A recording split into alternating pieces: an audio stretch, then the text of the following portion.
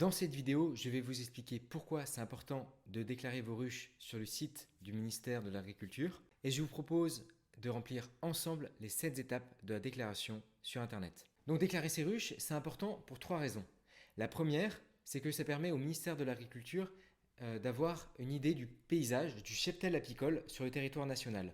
Où sont localisées les ruches, combien d'apiculteurs sont enregistrés et justement quels sont les endroits en France où il y a le plus ou le moins de ruchers.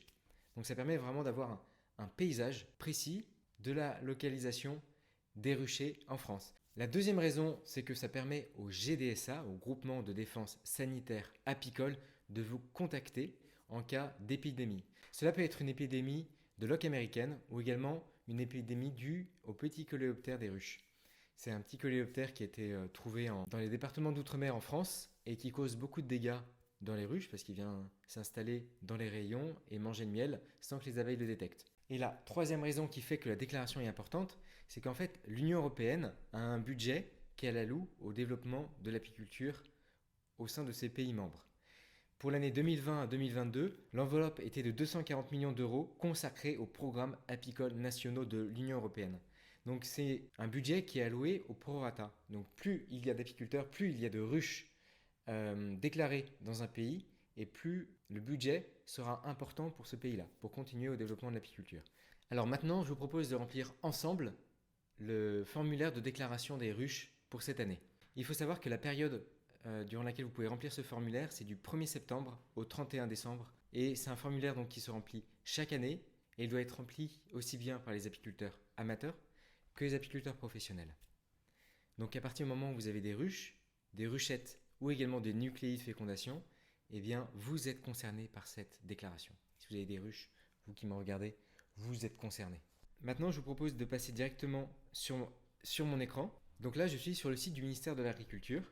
Il faut toujours vérifier les liens, donc mesdémarches.agriculture.gouv.fr, donc c'est le bon site. C'est remplir directement le formulaire en ligne. Il se trouve ici. Donc durée 3 minutes pour le remplir. Donc là, on va le remplir ensemble. Démarrer. Si vous avez un API d'une déclaration précédente, vous l'indiquez ici. C'est un numéro, chiffre et lettre qui fait entre 6 et 8 caractères. Vous pouvez le renseigner ici. Si vous n'en avez pas, vous cliquez directement sur suivant. Je viens de renseigner mon API, je continue. Avez-vous un numéro SIRET en rapport avec votre activité apicole?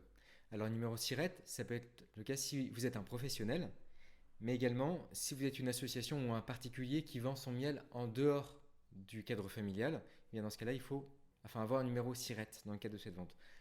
Pour mon cas, non, je n'en ai pas. Non, et je suis un particulier. Très bien. Les civilités. Donc là, vous renseignez bien votre adresse où vous résidez. Et après, ils ont besoin également de votre adresse email. Enregistrer et continuer. Donc là, on arrive à la troisième étape.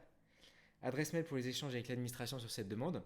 Et donc là, l'adresse mail est importante si l'administration veut vous contacter s'il y a une épidémie, par exemple. Donc je remplis mon adresse email. Enregistrer et continuer. Déclaration du nombre de colonies d'abeilles. Je déclare posséder ce jour en France le nombre de colonies d'abeilles suivant. Ce n'est pas le nombre que vous espérez avoir ou le nombre que vous avez eu, c'est aujourd'hui. Ils disent bien également que c'est des abeilles aussi bien en ruchette, en ruche et en ruchette de fécondation. Voilà. Ce n'est pas la taille de la colonie qui compte, c'est le nombre. Donc là, j'en déclare 3. Ensuite, commune de localisation des emplacements. Et donc là, je déclare placer mes colonies d'abeilles sur des emplacements situés sur les communes suivantes. Et donc là, vous allez enregistrer tous vos ruchers. J'ai un seul rucher qui est situé en Savoie. Et donc là, je vais renseigner. Donc là, j'ai un seul rucher, donc j'ai mis une seule commune. Si vous en avez d'autres, vous pouvez cliquer sur oui. Et dans ce cas-là, il y aura une nouvelle page qui va s'ouvrir pour l'autre rucher que vous avez. Donc, ça sera une page par rucher. C'est le nombre de colonies que vous avez au total et une page par rucher. Ce n'est pas un rucher avec 10 colonies, un autre rucher avec 25 colonies.